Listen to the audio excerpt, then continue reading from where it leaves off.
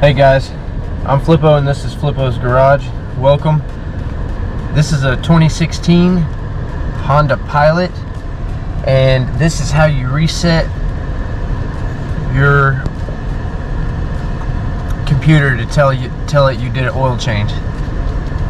See, it's gonna say we're overdue on the maintenance. The A12, that means your oil change.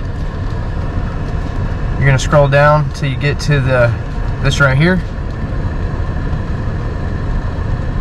and then you're gonna hold the reset on the steering wheel,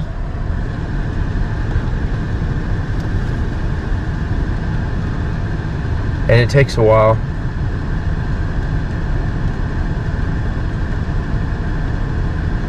It'll say, do you want to reset? Press up, press reset button again for OK. There you go. Reset complete.